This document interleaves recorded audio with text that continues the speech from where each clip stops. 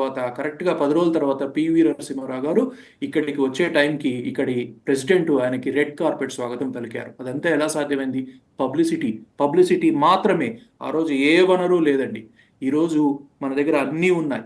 Okay, మనము స్వయం మనకేంటంటే స్వయం ప్రతిపత్తి. ప్రతి వ్యక్తి కూడా ఈరోజు ఇండియాలో ప్యారలల్ ఎకానమీ ఏర్పాటు చేసుకున్నాడు. మనం అందరం అక్కడి నుంచే పెరిగి వచ్చామండి. మనం ఒక సాచురేషన్ పాయింట్ తర్వాతనే అమెరికాకు వచ్చాం. ఓకే, కనీసం నేనైతే ఒక 30 ఏళ్ళు ఇండియాలో ఉన్నాను. ఓకే, ఆ 30 ఏళ్ల కాలంలో నేను గమనించింది ఏంటంటే ప్రభుత్వాలు ఏమైనా చేసుకొని నేను నా స్వయం ప్రతిపత్తిని పెంపొందించుకుంటాను. ఈ రోజు చూసుకుంటే బీహార్లో మారుమూల పల్లెల్లో డైలీ లేబర్ దగ్గర కూడా ఒక సెల్ ఫోన్, ఒక కలర్ ఫోన్ ఉందండి. సో అది అది అది పేదరికాన్ని తీరుస్తుందా? అది పూర్తిగా మనం ఆర్థిక స్వావలంబన అందామా అని అంటే అది వేరే విషయం. అది పొరలుగా చర్చించుకోవాల్సినటువంటి విషయం. కానీ వ్యక్తిగతంగా ఈరోజు సంస్థాగతంగా ప్రజల తరఫున ఏదైతే రిప్రజెంటేషన్ ఉందో అది స్ట్రాంగ్ గా ఉంది. దాని ప్రతిబింబమే 3 సార్లు ఏకఛత్రాధిపత్యంగా మోడీ గెలవటము. ఎటువంటి అంతకుముందు ఏందండి, అన్ని సమ్మిళిత ప్రభుత్వాలు. ఓకే, 4-5 లోకల్ గవర్నమెంట్ తో ఫామ్ చేసి వాడు తెల్ల అంటే తెల్ల, నల్ల అంటే నల్ల, రేపేం జరుగుతుందో తెలియదు, వాడి కోపం వస్తే పడిపోతుంది, వాడిని పొద్దున్న లేస్తే కాళ్ళు వత్తాలి, వాడిని మెప్పుకోలు తీసుకోవాలి, ఆ తర్వాత విధానపరమైన నిర్ణయాలు తీసుకోవాలి. ఈ రోజు అటువంటి పరిస్థితి ఏమీ మోడీ గారికి లేదు. సో ఇటువంటి సుస్థిరమైనటువంటి పరిస్థితుల్లో మోడీ గారు ఏ విధానం తోటి అమెరికాకు వచ్చి ఏం వెనక్కి తీసుకెళ్లారనేది ప్రశ్న. ఇంకొకటి వాసుదేవన్ గారు, చైనాకు F-35 అమ్ముతున్నారు, పాకిస్తాన్కి F-35 అమ్ముతున్నారు. ఎందుకు మనం అడగలేదు? ఎందుకు వ్యూహాత్మక భాగస్వామ్యాన్ని మనం ఎంచుకోలేదు? అంతకుముందాగా మనం రష్యా దగ్గర కొన్నాం, ఫ్రాన్స్ దగ్గర కొన్నాం. ఈ రోజుకి రష్యా అమ్ముతుంది, ఫ్రాన్స్ అమ్ముతుంది. ఎందుకు మనం ట్రంప్ దగ్గరికే వచ్చి లేదు నీ దగ్గరే కొంటా అని చెప్పి అనుకోవడానికి అంత వెన్నుముక లేకుండా మనం ఇప్పుడు పరిస్థితులలో లేమే? ఇది విశ్లేషకులు వేధిస్తున్నటువంటి ప్రశ్న. సరే, మోడీ అనుకూల మీడియా ఏదైనా చెప్తుంది. ఈ రోజు మోడీని కంఫర్టబుల్ గా కూర్చోబెట్టాడని చెప్పి అనుకూల మీడియా చెప్తుంది. లేదు బిజినెస్ ని అనుకూలంగా కూర్చోబెట్టలేదని చెప్పి వ్యతిరేక మీడియా చెప్తుంది. సో ఏదైనా సరే, లేదా న్యూట్రల్ మీడియా చెప్తుంది. ఏదేమైనా సరే ఎందుకు మనం అట్లా వెన్నుముక లేకుండా ప్రవర్తిస్తున్నాం అనేది మాత్రం పెద్ద ప్రశ్న అండి. ప్రసాద్ గారు చెప్తున్నారు, ఒకసారి ప్రసాద్ గారు చెప్తారు. మణిమోహన్ గారు, మీరు చెప్తున్న దాంట్లో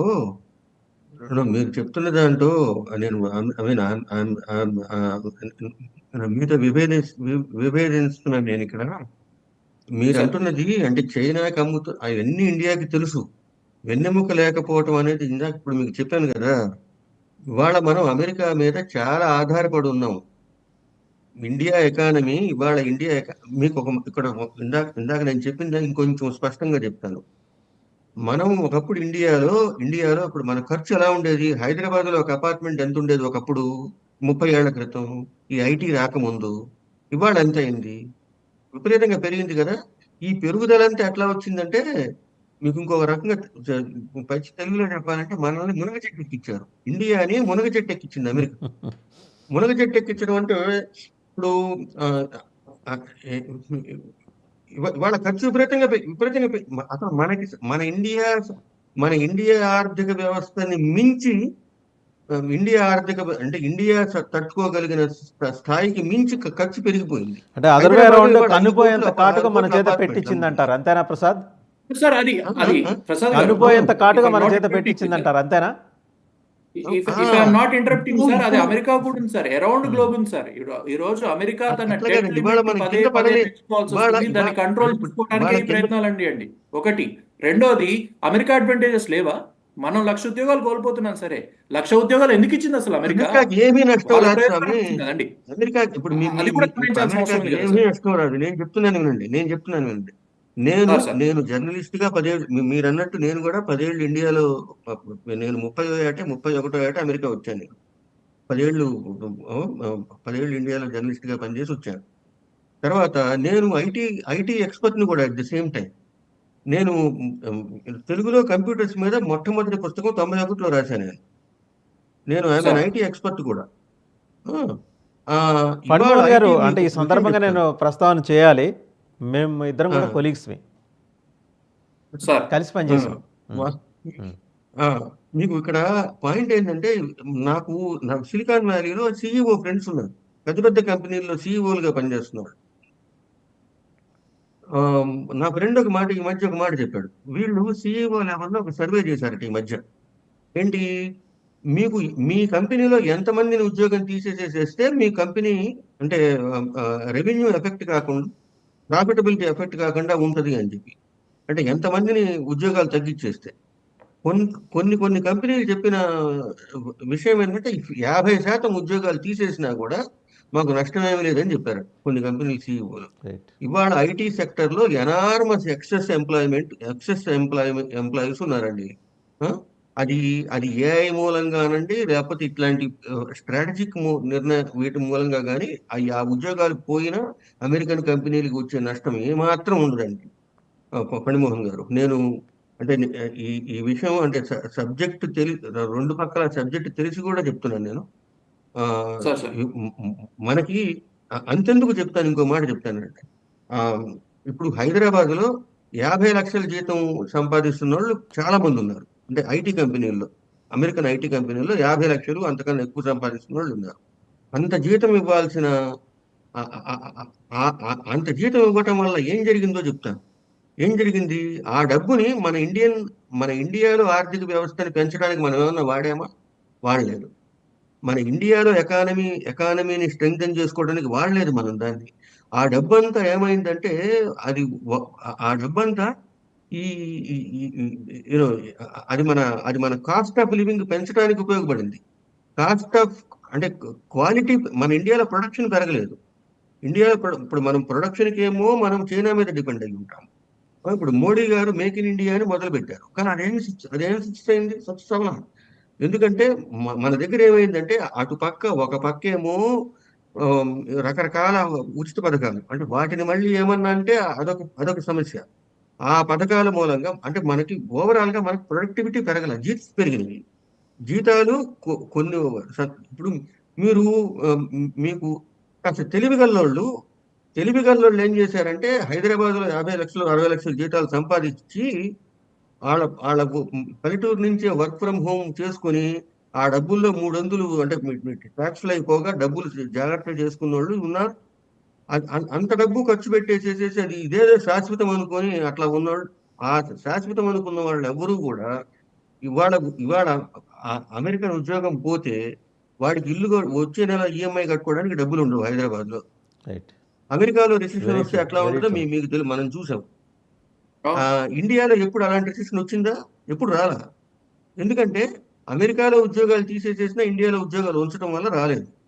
ఇవాళ ఇవాళ మోడీ గారు ఇప్పుడు మోడీ గాని ఇండియన్ ప్రైమ్ మినిస్టర్ ఎవరున్నా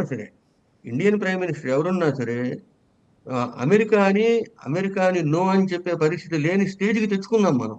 ఆ స్టేజ్కి ఇండియా వచ్చింది. ఎప్పుడైతే ఇప్పుడు మీరు అన్నట్టు ఇప్పుడు చైనా, ఇప్పుడు మనం F-35 విమానాలు కొనాల్సిన అవసరం ఉందా అంటే నిజానికి లేదు.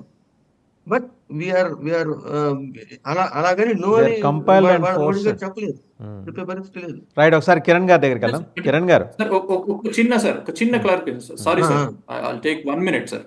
సార్ చెప్పండి డ్యూ రెస్పెక్ట్, ఆబ్వియస్లీ ప్రసాద్ గారు, వాసుదేవన్ గారు నా గురువు గారు సార్. సో మీరు ఇంకో ఏమవుతారు, మీరు కూడా గురువు గారే అవుతారు, మీ అనుభవం అంత లేదు మరి. సో నాకొక అబ్జర్వేషన్ ఉంది సార్ ఇక్కడ. మోడీ ట్రంప్, సరే మోడీ దౌత్యపరమైనటువంటి లౌక్యంతో మన ఉద్యోగాలు కాపాడుకోవాల్సిన అవసరం ఉందని అనుకోవటంలో ఆశ్చర్యం ఏమీ లేదు. బట్ నేనేమనుకుంటున్నాను sir, forget about corporate. Trump ఒక ఈమెయిల్ తోటి 25 లక్షల మంది ఫెడరల్ ఎంప్లాయీస్ కి మీ ఉద్యోగాలు పోతాయి, 8 నెలల జీతం తీసుకొని పోతే పోండి, లేకపోతే మీ ఉద్యోగాల్లో ఎన్ని ఉంటాయి ఎన్ని పోతే నేను చెప్పలేను అన్నాడు సార్.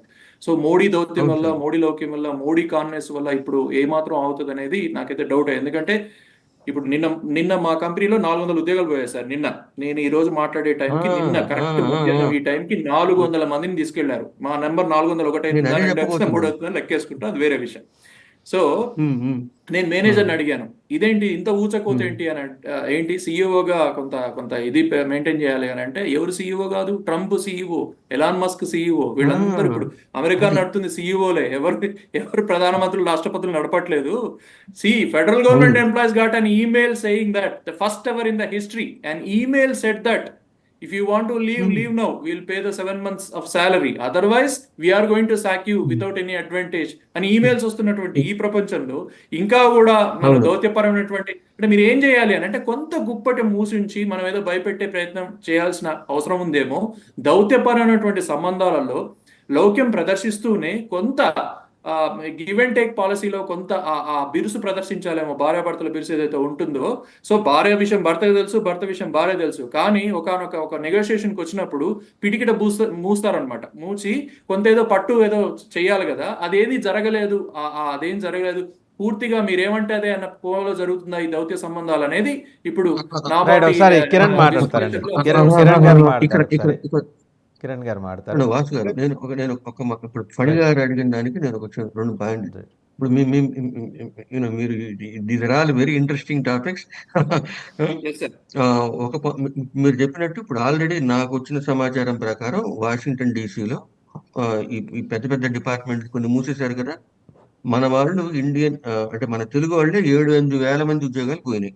7-8 వేల మంది ఉద్యోగాలు. కానీ ఈ గత 20 ఏళ్లలో వాషింగ్టన్ డీసీ ఎక్కడ రిసెషన్ వచ్చినా సరే డీసీ ఏరియాలో మాత్రం గవర్నమెంట్ డబ్బులు కదా, రిసెషన్ అనేది లేకుండా విపరీతంగా ఇళ్ల రేట్లు కానీ అన్ని విపరీతంగా పెరిగి మిలియన్ల డాలర్లలో చేర్చుకున్నారు. ఇప్పుడు వాళ్ళందరూ ఉద్యోగాలు పోయినాయి. చాలా ఇంకా మీరు అంటే ఇప్పుడు మీరు ఇంకా న్యూస్ లోకి రాలేదు. ఇవన్నీ చాలా రాబోతున్నాయి, చాలా వస్తున్నాయి, చాలా. ఇప్పుడు మీరు అన్నట్టు ఈ ఉద్యోగాలు ఇండియాలో అంటే ఇవాళ ట్రంప్ వచ్చి చెప్పేదాకా ఇవన్నీ బయటపడలేదు. అలా నడుస్తూ ఉన్నాయి. ఇప్పుడు ఇప్పుడు ఇండియా ఈ ఉద్యోగాలు ఇవన్నీ కూడా శాశ్వతమా అంటే కాదు. రేపు ఏఐ మూలంగా ఏఐ వల్ల విపరీతంగా నష్టపోయేది ఇండియానే ఫస్ట్. ఎందుకంటే చైనా వాళ్ళు ఆ ఇంగ్లీష్ రాకపోవటం మూలంగా వాళ్ళకి అమెరికన్ ఉద్యోగాలు అది రాలేదు. పైగా వాళ్ళ ఎక్స్పోర్ట్ ఇది మ్యానుఫ్యాక్చరింగ్ ఇండస్ట్రీ మీద డిపెండ్ అయ్యారు.